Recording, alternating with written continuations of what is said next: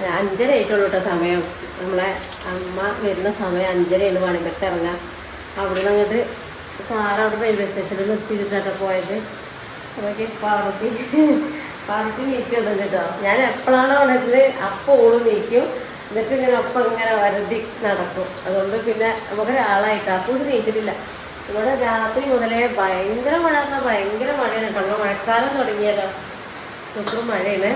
അപ്പോൾ ഇതാ ഞാൻ വേഗം അമ്മ വരുമ്പോഴത്തേനും ചായയും കടിയൊക്കെ ആക്കിയാണ്. ചായ ആയിട്ടുണ്ട്, ചുക്കളം വേണമെങ്കിൽ ചുക്കളം റെഡിയാക്കി വെച്ചിട്ടുണ്ട്. പിന്നെ ദോശ കേട്ടോ. ഇന്നത്തെ ദോശ എന്ന് പറയുന്നത് ഒരു സ്പെഷ്യൽ ദോശയാണ്. ചാമരി ഇല്ലേ, ചാമരി പിന്നെ ചെറിയ നെല്ലിത്തരി ഉണ്ടായിരുന്നു.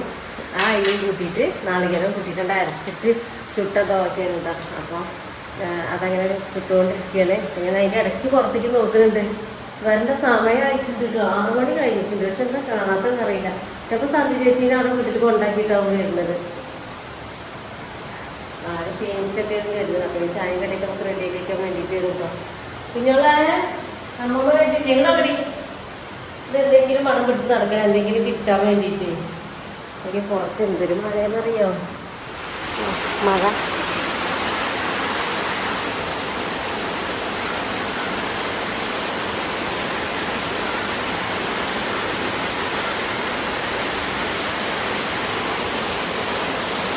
കുട്ടികളൊക്കെ സ്കൂളിൽ പോകുന്ന സമയത്ത് തന്നെ ഇങ്ങനെ മഴ പെയ്താൽ എന്തൊരു ബുദ്ധിമുട്ടല്ലേ. പക്ഷെ മഴ അത്രയ്ക്ക് നന്നാക്കിയിട്ട് രാവിലെ ഒന്നും പെയ്തിട്ടില്ല. അത് ആദ്യമായിട്ടൊന്ന് ഈ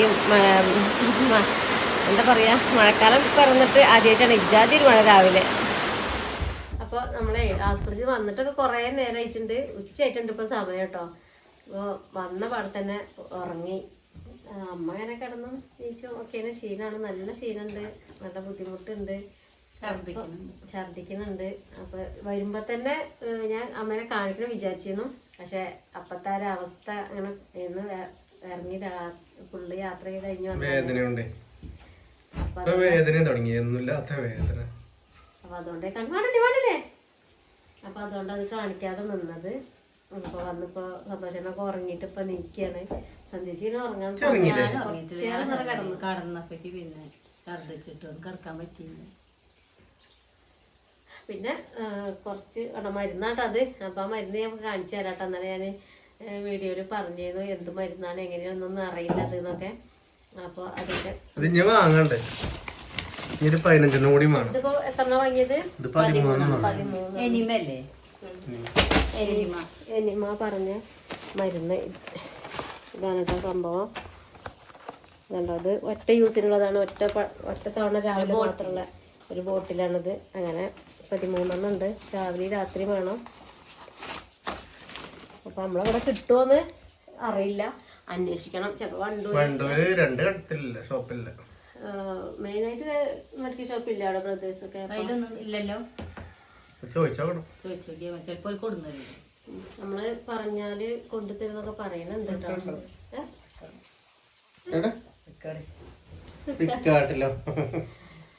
ഇതെല്ലാം സാധനം വാങ്ങുന്നത് മരുന്നല്ല അപ്പൂസേ. അപ്പോൾ അമ്മേൻ്റെ വിശേഷമാണ്. അപ്പോൾ കുറച്ച് ചെറിയ ഒരു ദോശൻ്റെ അരഭാഗം ഒന്ന് കയറിയിട്ട് തിന്നു. പിന്നെ കുറച്ച് ചെറിയ കഞ്ഞിയും മാങ്ങ സമ്മന്തി അരിച്ചാൽ അതും കൂട്ടിയിട്ട് കുറച്ച് കഞ്ഞി അടിച്ചു. പിന്നെന്താ ചോറുണ്ടില്ല. ചോറ് ഇപ്പോൾ വേണമെന്നാണ് കുറച്ച് കൊടുത്തു. അത് അവിടെ തന്നെ വെച്ച് തന്നിട്ടില്ല. തിരാൻ കഴിയില്ല, ഛർദിക്കാണ്. ഇഞ്ചക്ഷൻ കയറ്റിട്ടാവും ചിലപ്പോ. ഇഞ്ചക്ഷൻ കയറ്റി അവിടെ നല്ല ട്രീറ്റ്മെന്റ് ഉണ്ട്. ഇന്നലെ നമ്മള് ഫസ്റ്റ് തന്ന പോലെ 2 ബ്ലഡ് ചെക്കപ്പ്, പിന്നെ വേറെ കുറെ ചെക്കപ്പ്, ട്യൂബ് കുറെ ഉണ്ട്.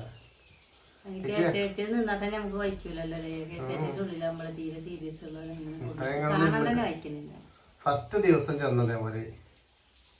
പിന്നെ നമുക്ക് ഇവിടെ എന്താ വെച്ചാൽ കൊറേ ഒക്കെ പരിചയമുള്ളതുകൊണ്ട് പിന്നെ എന്തായി എങ്ങോട്ടാ പോണ്ടത് എവിടേക്കാ പോണ്ടത് ഒക്കെ അറിയാലോ. മറ്റത് ഇങ്ങനെ ഓടി കളിക്കണ്ട. അപ്പോൾ എന്താ പറയുക, ഞാൻ അമ്മേൻ്റെ ഇതൊക്കെ പറയും. ഇപ്പം ഒന്നിനും വയ്യ, വർത്താനം പറയാൻ ഉടനെ ഉണ്ടാൻ പറ്റണില്ല.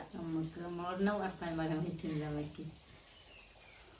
ചെറുതായിട്ട് ഞാൻ ഓരോന്നിങ്ങനെ തിന്നണുള്ളൂ, ശരിയായി വരുന്നില്ല. ഇനിയിപ്പോൾ ശരിക്കും കഴിക്കലൊക്കെ തുടങ്ങിയാലാണ് ഒന്ന് നീച്ചിക്കാനൊക്കെ കഴിക്കാം. ഇവിടെയൊക്കെ ഭയങ്കര മഴയാണ് കേട്ടോ. പുതച്ചൊക്കെ കിടക്കുന്നുണ്ടല്ലേ.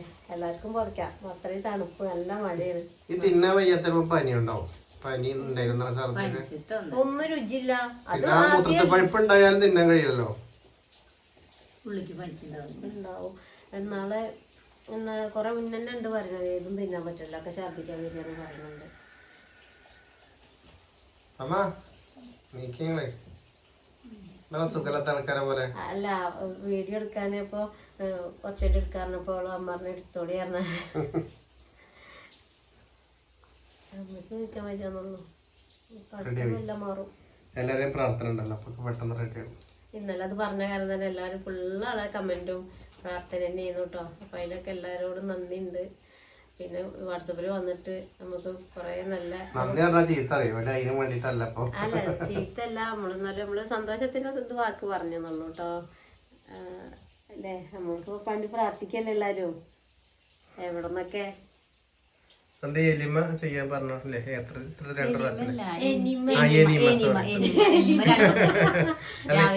ഞാൻ ഫസ്റ്റ് കേക്കല്ലത്. അല്ല, നമ്മള് ഫസ്റ്റ് കേട്ടോണ്ടല്ലേ ഇപ്പൊ നിങ്ങളതിൽ പറയേണ്ടത്. ഞാൻ ഇന്നലെ പറഞ്ഞു, നമുക്കിത് ശീലല്ലാതെ കേട്ടിട്ടില്ല.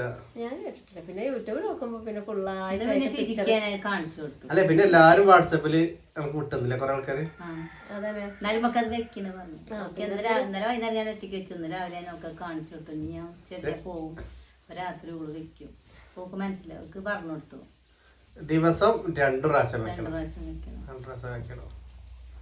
ബുദ്ധിമുട്ടോ പ്രശ്നമൊന്നുമില്ല, നമുക്ക് അറിഞ്ഞാ മതി. അതിന്റെ കുറച്ച് ഇനിയിപ്പോ ഇത് വെച്ചിട്ട് 2 ആഴ്ച കഴിഞ്ഞിട്ട് സുഖമില്ലെങ്കിൽ കഴിഞ്ഞിട്ട് ഇങ്ങനെ തന്നെയാണെങ്കിൽ ക്യാഷാറ്റിൽ ചെന്ന് കാണിക്കാന്. അല്ലെങ്കിൽ പിന്നെ സാധാ പോലെ ജൂലൈയിൽ സ്കാൻ ചെയ്ത് കാണിച്ചാൽ മതി എന്ന് പറഞ്ഞു. ഇഷ്ടംപോലെ ആൾക്കാര്, എത്ര ആൾക്കാരാണ് ഇന്നലെ കാലത്താൻ സ്ഥലമില്ല. തീരെ സ്ഥലമില്ല. ഇന്നലെ ചെന്നിട്ടാ ആകെ. നമ്മളോട് പിന്നെ ഈ ടെസ്റ്റ് ചെയ്താൽ എന്തായിരുന്നു ചോദിച്ചിരുന്നു. അപ്പൊ ടെസ്റ്റ് ചെയ്തിട്ടില്ല. ആ ടെസ്റ്റ് എന്താ? മറ്റേ എന്തോന്നോ ഈ ടെസ്റ്റിന്റെ പേര്? എൻഡോസ്കോപ്പി അല്ല, കൊളോണോസ്കോപ്പി. അത് വേണ്ട, അത് ചെയ്തിട്ടില്ല കേട്ടോ. അതിന് കൊളോണോസ്കോപ്പി അതായിട്ട് പറയണ ഞാൻ കേട്ടു. ഞാൻ എൻഡോസ്കോപ്പി എന്നാണ് ഇതിന് പറയാന്ന് വിചാരിച്ചത്. പക്ഷെ അത് വായിക്കൂടെ ഉള്ള ആ പരിശോധനയ്ക്കാണ് അവിടുന്ന് ഇതേപോലെ ഒന്ന് ചെയ്തു. ട്യൂബ് ഇട്ടുണ്ട്. അതുകൊണ്ടാണ് ഈ വേദന. നല്ലതാണെന്നല്ലേ ഇന്നലെ ചെയ്തിട്ട് തീരെ വൈക്കുന്നില്ല. ഇന്നലെ വണ്ടിയിൽ കയറാനും കിടക്കാനൊന്നും കഴിയില്ല. ഇപ്പൊ ഉള്ള പ്രശ്നം എന്താ വെച്ചാ കാല് കാച്ചില്, ഛർദിക്ക്. ഒരു കാലിനാണ് അല്ലേ ചെയ്ത ഭാഗം നല്ല വേദന. ചെലപ്പോ ആള് പറഞ്ഞു, ചെലപ്പോ ഫസ്റ്റ് ചെന്നപ്പോ ഡോക്ടർ പറഞ്ഞു എന്തിൻ്റെതാ റേഡിയേഷൻ കഴിഞ്ഞിട്ട് അതിന്റെ രക്തക്കുഴല് വികസിക്കാന്നൊക്കെ പറഞ്ഞു. പിന്നെ വികസിക്കുമ്പോ ബ്ലഡ് വരുന്ന പറഞ്ഞു. ഇനി ഫുള്ള് നമുക്ക് ഇപ്പൊ ഒന്നും പറയാൻ പറ്റില്ല, ഓരോന്നും പറഞ്ഞിട്ടില്ല. സ്കാൻ ചെയ്തിട്ട് കറക്റ്റ് വിവരം പറയും. അല്ലാതെ പെട്ടെന്ന് ഇപ്പൊ ഒറ്റയടിക്ക് ഒരു പറയില്ല. ഇതൊക്കെ ചെയ്ത് നോക്കിയിട്ട് സന്ധ്യച്ച് പോവാണ് കേട്ടോ. സന്ധ്യച്ച് എല്ലാരും ഞാൻ വന്ന അവിടെ തന്നെ വണ്ടുവരുന്നതന്നെ അത് പോലെ തീരെ സുഖമില്ല.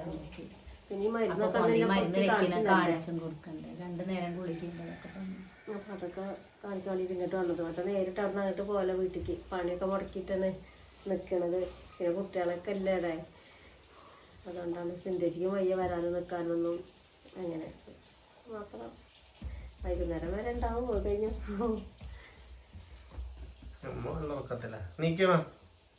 അമ്മ ഉറങ്ങാണ്.